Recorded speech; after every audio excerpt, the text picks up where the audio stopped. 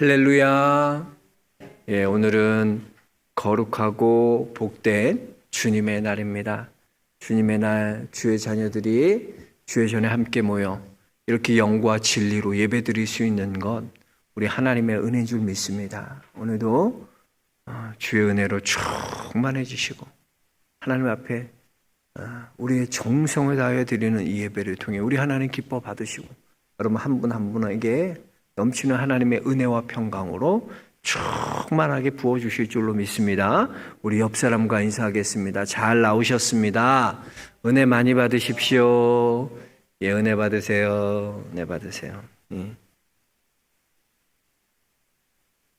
여러분, 성경에서 이 예수님께 가장 안 좋은 평가를 들었던 사람이 누굴까요? 네, 오늘 말씀의 주인공인 이 가룟 유다입니다. 가룟 유다. 이 가룟 유다는 차라리 태어나지 않았으면 좋았을 것을 이라는 그런 존재 자체를 부정하는 안타까운 평가를 들었던 사람이 가룟 유다입니다. 여러분, 우리는 지난주에 예수님께 이스라엘에서 이만한 믿음을 보지 못했다라고 칭찬받았던 백부장의 성공한 믿음의 스토리에 대해서 함께 은혜를 나눴습니다.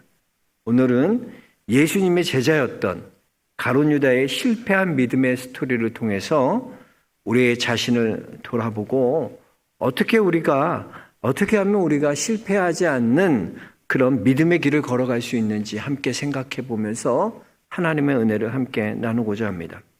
오늘 믿음의 길에서 실패했던 이 가룟 유다의 실패의 원인을 보면 크게 두 가지입니다.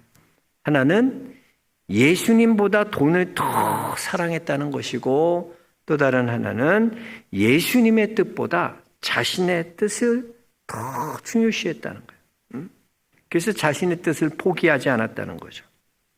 그래서 성경 사복음서에 보면요, 이 가룟 유다는 다 돈과 연관되어 있습니다. 돈과 연관되어 있습니다. 오늘 29절에도 보니까 가룟 유다가 돈괴를 맡았다라고 했어요. 여러분, 가룟 유다가 돈괴를 왜 맡았을까요? 사실 이 예수님 제자 중에는 세리 마태가 있지 않습니까? 그러니까 마태는 돈 관리하는 전문가예요, 전문가. 그런데 그런 마태가 아니라 가룟 유다가 돈괴를 맡았다는 것은 그만큼 가룟 유다가 예수님과 제자들에게 신임을 받았고 또 굉장히 똑똑했다는 거예요. 그래서 요한복음 12장 5절에 보면요, 예수님의 발 아래 엎드려서 예수님께 향유를 부었던 그 마리아를 이 가룟 유다가 비난하면서 내가 이것을 팔면 300데나리온이나 받을 수 있지 않냐. 이 300데나리온이라는 것은요, 당시에 보통 사람의 1년치 연봉에 해당하는 아주 큰 돈이었어요. 그러니까 그런 돈으로 예수님의 발에 향을 붓는다? 이거보다는 이것을 팔아다가 가난한 자에게 나누어 주는 것이 더 가치 있는 거 아니야? 어떻게 보면 이 가룟 유다는 굉장히 정의감이 있고 그런 인애가 있는 그런 사람처럼 보여집니다. 그런데 사실은요, 그렇게 말한 것은 정의감이나 무슨 그가 인애가 있기 때문에 그런 게 아니에요. 요한복음 12장 6절에 보면 이렇게 말함은 가난한 자들을 생각함이 아니요 그는 도둑이라 돈괴를 맡고 거기 넣는 것을 훔쳐감이라 그랬습니다. 말로는 정의를 말하고 있지만 인애를 말하고 있지만 사실 그는 도둑이었다는 거야. 도둑. 돈만 벌 수 있다면 무엇이든지 이용하는 자였다는 거예요. 그 마태복음 26장에도 보면 대제사장과 예수님을 팔아넘기는 그런 흥정을 하지 않습니까? 내가 예수님 너희한테 넘기면 너희 얼마나 줄 수 있냐? 예수님조차도요, 자기의 돈벌이 수단으로 보는 거예요. 그렇습니다, 여러분. 가룟 유다의 믿음의 생활의 실패의 원인은 다른 데 있지 않았다는 거예요. 바로 돈을 사랑했기 때문이라는 겁니다. 그래서 디모데후서 3장에 보면 말세의 특징을 사람들이 자기를 사랑하고 돈을 사랑하며 쾌락을 사랑하기를 하나님 사랑하는 것보다 더 사랑한다라고 했어요.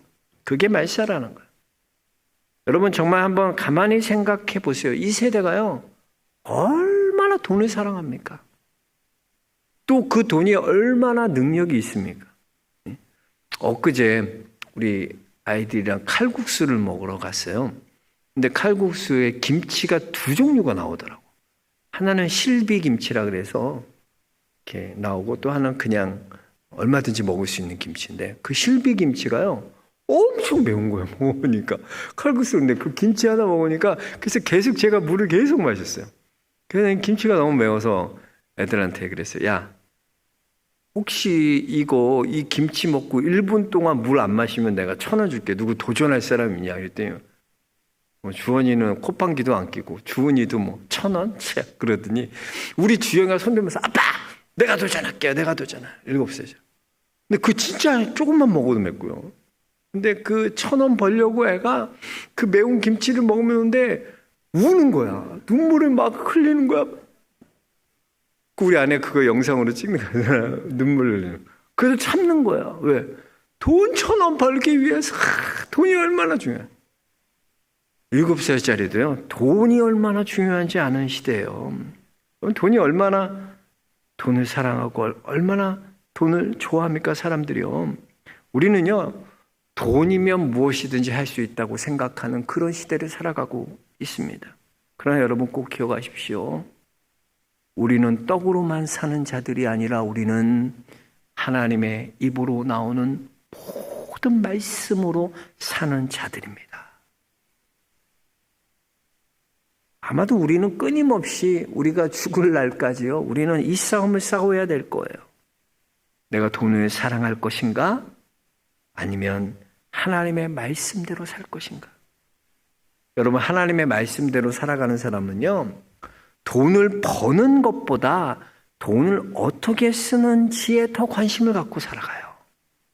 네? 우리가 어떻게 돈을 잘 써야 합니까, 여러분? 우리는 하나님 사랑하는 데 돈을 써야 돼요. 우리는 이웃을 사랑하는 데 돈을 써야 하는 자들이에요. 그래서 여러분 솔직하게 한번 우리가 돈을 쓰는 곳을 한번 생각해 보세요. 여러분 돈은 어디에다 쓰십니까?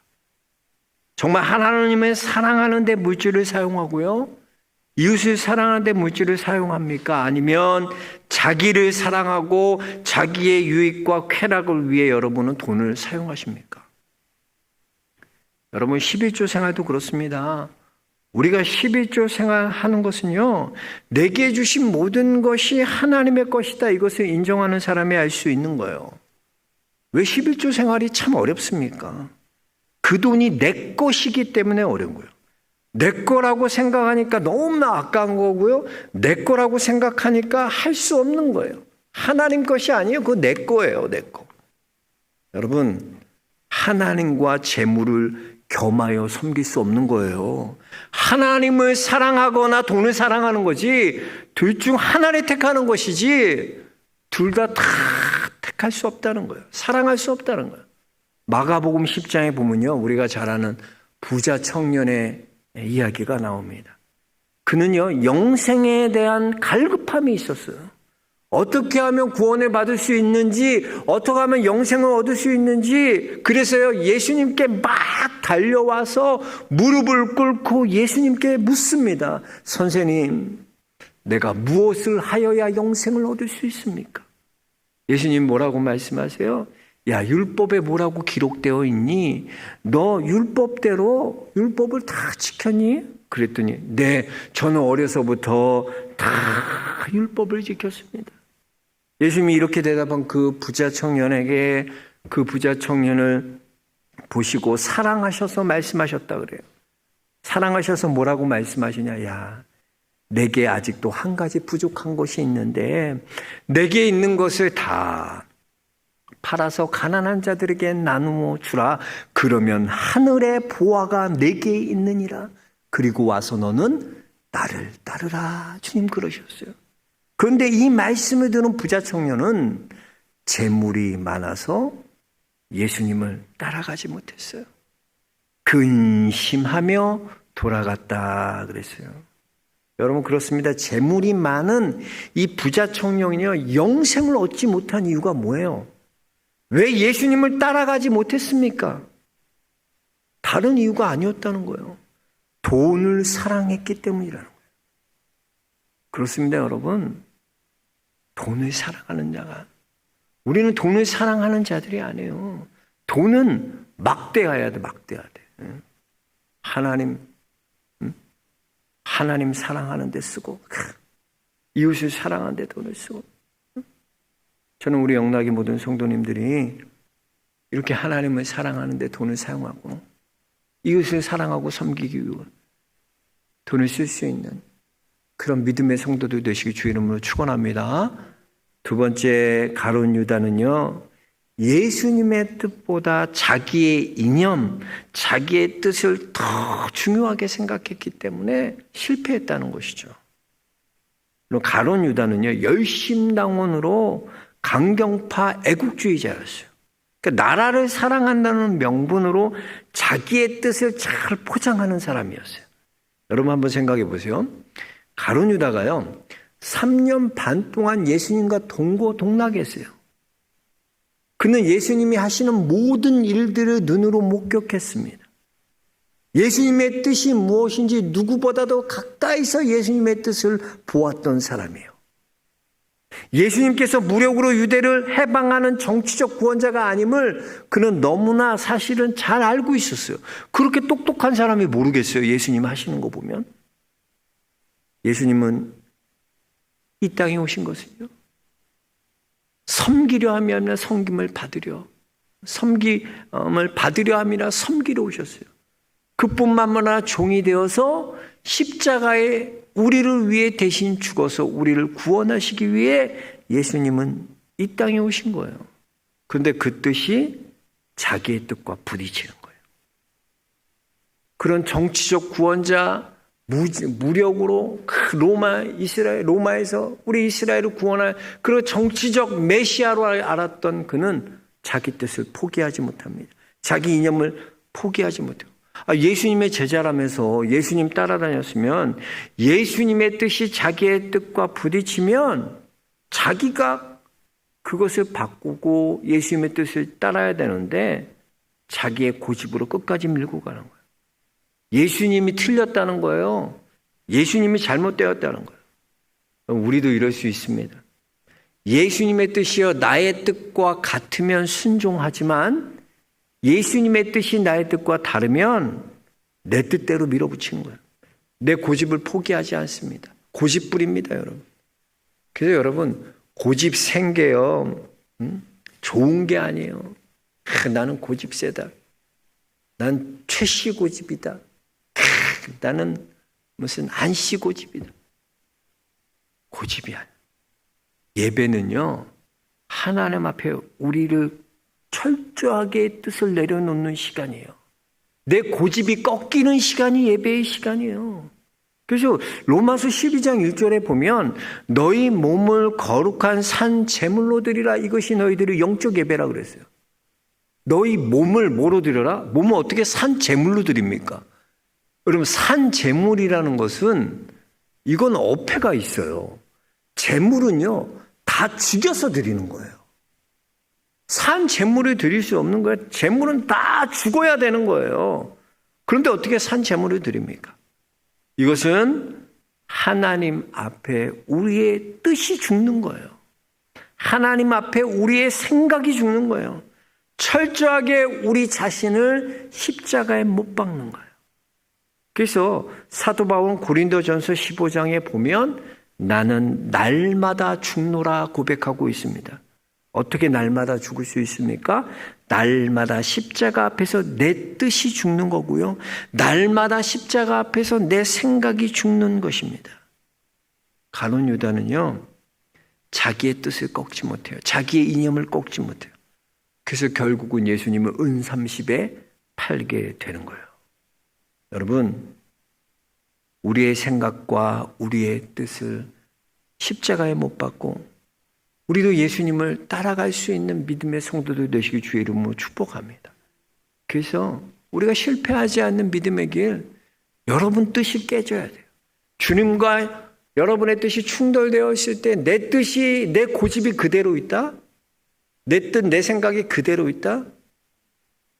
믿음에서 실패한 거야. 다 하나님 앞에 우리의 뜻이 깨지고 우리의 생각이 깨지고 우리는 철저하게 십자가에 못 박고 내가 아니라 예수 그리스도로 살아갈 수 있는 그런 믿음의 성도들 되시길 축복합니다. 그리고 마지막 세 번째, 가룟 유다가 왜 믿음의 길에서 실패했나? 예수님께서 가룟 유다에게 수많은 기회를 주셨지만 그는 그 기회를 가지고 자신을 감추고 숨기는 데 사용하지 변화되는 데 쓰지 않았다는 거예요.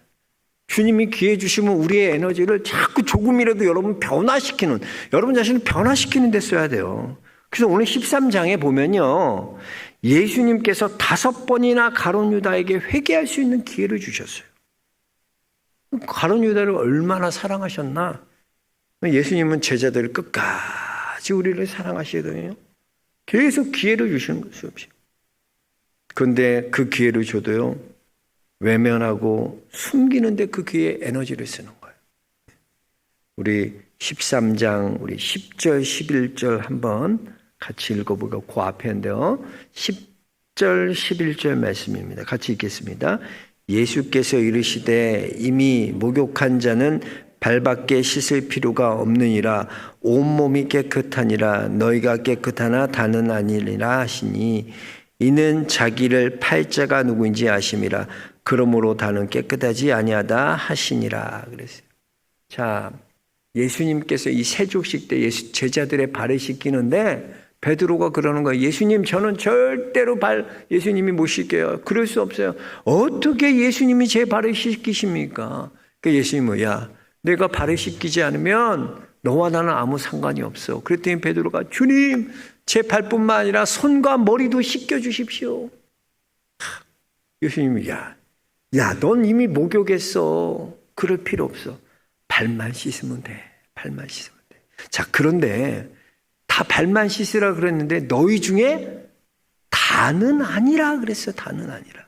그러니까 다 목욕한 게 아니라는 거예요. 여러분, 여기서 목욕했다는 것은 뭐예요? 이미 구원받았다는 거예요. 목욕은 구원을 의미하는 거예요. 이미 씻겼다, 거듭났다는 거예요. 그리고 발을 씻는 건 뭐예요? 회개하는 거예요. 회개하는 거예요.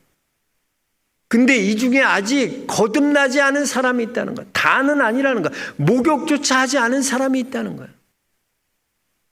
한번 생각해 보세요. 제자들 앞에서 이 말씀할 때 당사자인 이 가룟 유다 마음이 얼마나 뜨끔했을까요? 아, 이거 나한테 하신 말씀이구나. 나 목욕 안 했는데, 나 사실은. 그러고 주님 앞에 돌이키고 그래야 되잖아. 근데 이 가룟 유다 그러지 않았어요. 어떻게 해서는 가리고 숨기는 거예요. 침묵하는 거예요. 이렇게 예수님이 완곡하게 경고해 주실 때 들어야 되는데 듣질 않는 거예요. 또 두 번째 우리 18절 한번 볼까요? 18절에 예수님 뭐라고 18절에 같이 읽겠습니다. 내가 너희 모두를 가리켜 말하는 것이 아니니라. 나는 내가 택한 자들이 누구인지 알미라. 그러나 내 떡을 먹는 자가 내게 발꿈치를 들었다 한 성경을 응하게 하려는 것이니라. 이게 무슨 말이냐면 유대인들은요, 성경을 구약을 너무나 잘 알고 있었어요. 이 말은 구약의 시편 41편 9절을 인용한 말씀이에요. 내 발꿈치를 들었다. 이 말씀을 인용한 것은 시편 41편 9절의 말씀인데 시편 41편은 뭐냐면 유대인들이 읽으면 다 아는 시편이에요. 무슨 시편이냐? 다윗이 그의 아주 최고의 전략가였고 참모였던 아히도벨이 다윗을 배신한 사건이에요. 가장 믿었던, 가장 다윗의 우리가 오후 찬양 예배 때 사무회 나갈 때 보면 아히도벨의 계략과 후세의 계략 두 가지가 있었잖아요. 예. 그 두 가지 중에 후세의 계략을 아히도벨의 계략을 듣는 것이 아니라 나중에 후세의 계략을 압살롬이 택해갖고 그래갖고 망한 거예요. 그러니까 이 아히도벨은 다윗의 가장 측근이고 믿었던 사람이었는데 배반했던 사람이 바로 아히도벨이에요. 그래서 41장은 배반장이에요. 배반. 시편 41편. 유대인들은 누구나 다 알고 있었어요. 그러니까 이 제자들이 그걸 모르겠어요. 누가 배반했지? 혹시 유주에. 인용해서 말씀하실 때 아마 가룟 유다에게 또 이렇게 경고해 주시면 주님 또 나한테 말씀하시네. 주님 내가 잘못해. 그럴 텐데 그러지 않았다. 이 경고를 또 무시하는 거예요. 세 번째 경고 볼까요?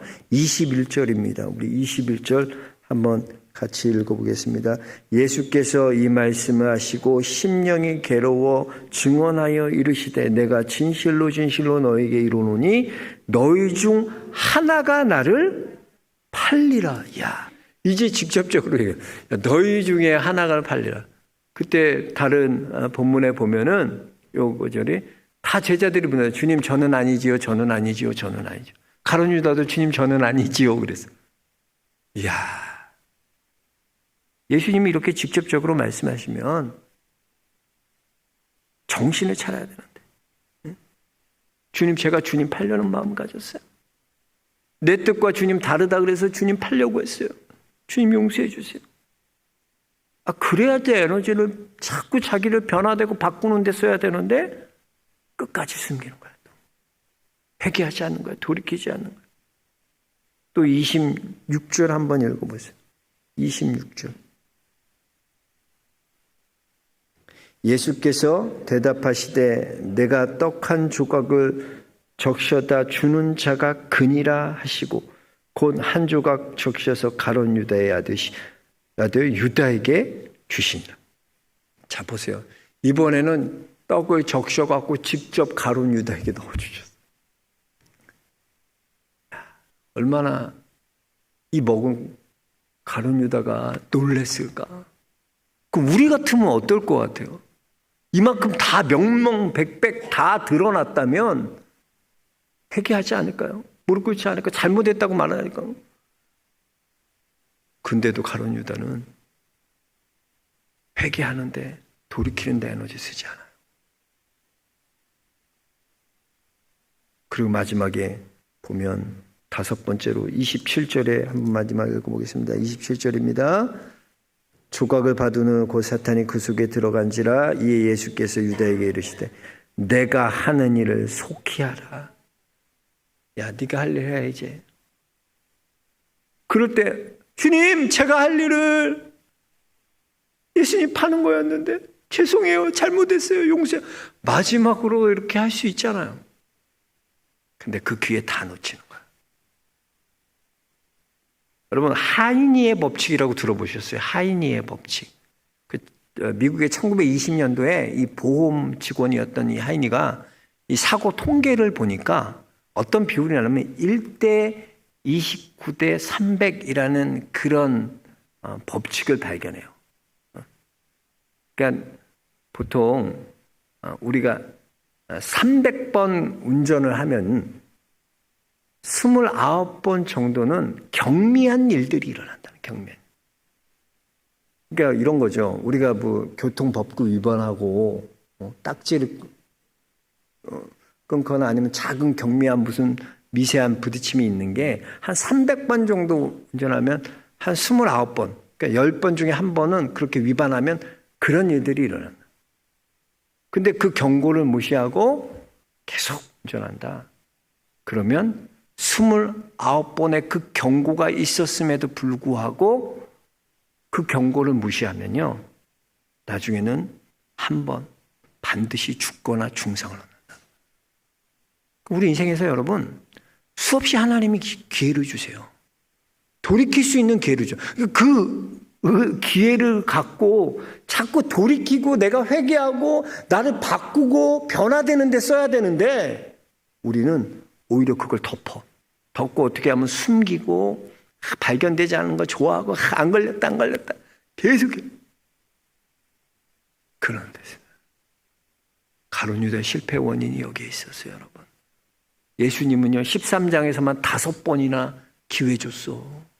야, 그 정도면 너 돌이켜. 너 이제 돌아와. 사랑하니까 주님이 그렇게 얘기해요. 그래서 여러분, 우리가 나중에 하나님 앞에 서면요, 우리는 한마디도 할 수 없어요.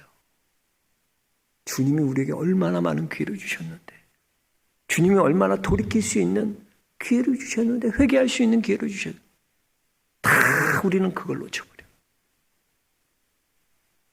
여러분, 그렇습니다. 오늘 가룟 유다의 믿음의 길에서 실패한 건 돈 사랑해서 그래도 하나님 아니야. 돈이면 다 할 수 있다는 거야. 돈이면 예수님조차도 이용하는 시대. 돈을 사랑하는 거야. 또 왜 믿음의 길에서 실패했습니까? 가룟 유다는 자기 이념, 자기 고집 안 꺾고 10년, 20년 교회 다녀도 내 고집 그대로 신앙생활하고 내 뜻은 하나도 안 꺾이고 아니야. 철저하게 내 뜻이 하나님께 꺾여야 돼. 그래서 나는 죽고 예수 그리스도 살아야 돼. 마지막 수없이 기회를 주셔도 변화되고 돌이키는 데 쓰지 않고 엉뚱하게 내 죄를 숨기고 감추는 데 쓰였던 이 가룟 유다의 실패. 여러분, 돌아보면서 우리 자신을 돌아볼 수 있는 귀한 시간 되시기 바랍니다. 우리는 가룟 유다처럼 이렇게 믿음의 실패한 길을 걸어가고 있지 않는가?